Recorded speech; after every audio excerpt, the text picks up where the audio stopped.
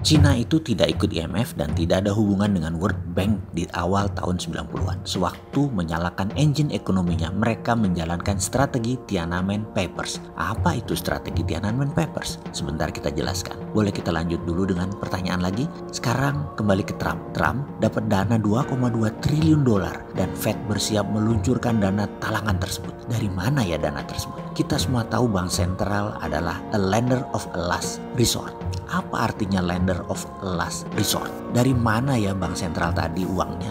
Dari cadangan devisa mereka. Sebentar, ini harus diluruskan mengenai cadangan devisa sebelum kita menjelaskan dua pertanyaan di atas tadi. Cina tidak ikut IMF dan World Bank. Lalu, dari mana Amerika juga mendapatkan 2,2 triliun dolar sebanyak 100 kali APBN Indonesia itu? Apakah dari cadangan devisanya? Kita jelaskan secara singkat, cadangan devisa itu apa sih sebenarnya? Ini adalah dialog kecil saya dengan anak saya nomor 2 yang sedang mengerjakan skripsi S1-nya. Dia memulai, mengapa kalau cadangan devisa Indonesia saat ini 120 billion dolar, kok negara ngutang ya ayah? Ini pertanyaan Fatur kemarin yang saya balik tanya, memang itu duit punya negara atau punya swasta yang dicatat negara? Fatur terdiam. Kalau pemahaman saat ini aku pikir uang negara ayah. Lah kamu yang kuliah ekonomi dan bisnis. Ayah kan lulusan keilmuannya yang sederhana, ilmu tentang orang doang, aplikasi psikologi. Kalau dari sisi ayah bisa mengerti mengapa manusia banyak memahami ilmu sepotong karena dapat informasinya ya sepotong. Setelah itu otaknya berasumsi tentang langkah selanjutnya. Misalnya kata cadangan devisa Indonesia difahami artinya milik negara. Sementara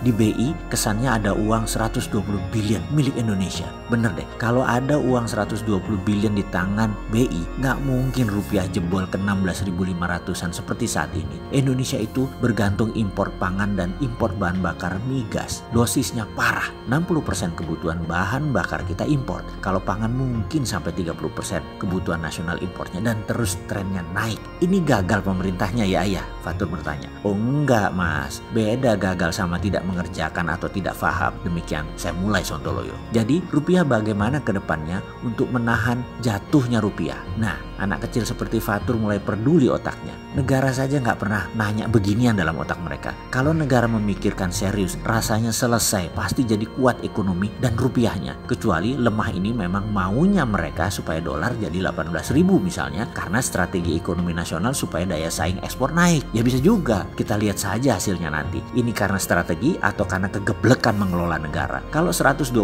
billion cadangan devisa itu milik 100% negara, dari mana uang itu dapatnya? Begitu Fatur bertanya. Begini, yang ekspor itu negara atau swasta sih mas? Saya bertanya. Ya swasta, jadi yang dagang swasta itu misalnya siapa? Adaro, Sinarmas gitu kan? Ya uangnya di mereka. BI itu hanya mencatat saja uang dolarnya masuk dan keluar. Jadi 120 billion yang dipegang itu terbanyak ya swasta. Cadangan devisa artinya uang dolar berada di Indonesia. Begitu baca simpelnya. Kalau punya tabungan beneran harta di BI atau di Menkyu segitu, ya nggak mungkin negara jago hutang seperti sekarang untuk menutupi anggaran. Apalagi kemarin untuk corona, ngutang terbesar dalam sejarah Indonesia. Dahsyat. Yang bayar cicitmu aja belum terlunas tur, karena memang nggak punya muscle knowledge kalau negara saat ini dalam keadaan perang, dalam economic at war. Dan kalau dibilang ini wartime, ngeyel mereka pejabat itu. Kita dibilang nyinyir, apalagi sama fans buzzernya yang fotonya gambar anjing. Parah mereka itu. Dianggap orang yang beda sama junjungannya, dianggap bodoh. Padahal yang bodoh yang mereka itu sendiri. Mereka nggak punya pengetahuan apa-apa. Mending kita beda pendapat. Ya sudahlah, lihat aja tahun 2020 dan 2021 ini. Kapal miring jalannya kapten.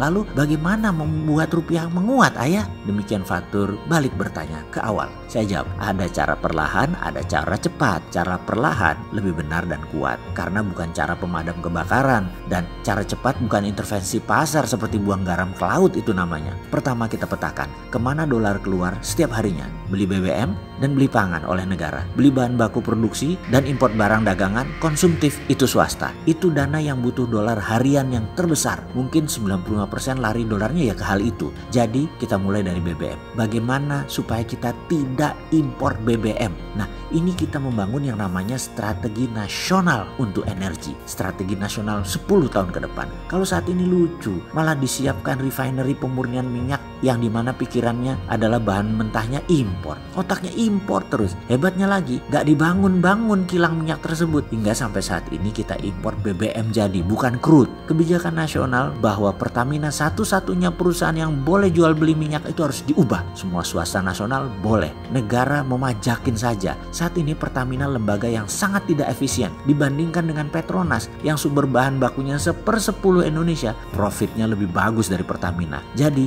ikutkan swasta nasional membangun ketahanan energi nasional. Jangan dimonopoli Pertamina. Negara itu di atas Pertamina. Kalau sekarang Pertamina adalah negara, lah kebalik-balik nggak tuh? Swasta harusnya boleh punya kilang minyak sendiri, punya refinery sendiri, distribusi channel sendiri. Swasta boleh bangun refinery berbahan baku kondensat, light oil, dan gas alam dikonversi jadi BBM. Teknologi hydrocracking itu murah dan bisa skala mini, bisa 10.000 barel per hari, bisa 5.000 barel per hari, dan ada bahkan yang 1.000 barel per hari. Dan itu bisa at site, di sumur tambang, di mine mouth, gak ada biaya distribusi bahan mentahnya. Dengan mengubah semua kondensat dan gas alam di Indonesia, ini bisa mengurangi unsur impor. Mungkin 800.000 barel per hari kita impor, tinggal 200.000 barel per hari importnya. Strategi ini mungkin tidak menghasilkan dolar, tapi strategi ini mereplace dolar, menggantikan impor. Pengaruhnya besar banget dalam fluktuasi mata uang karena mendadak demand beli dolar berkurang. Sekarang kebutuhan dolar malah negara sendiri yang beli. Lah lucu, diintervensi jual dolar di pasar tetapi dibeli lagi oleh negara untuk dana impor.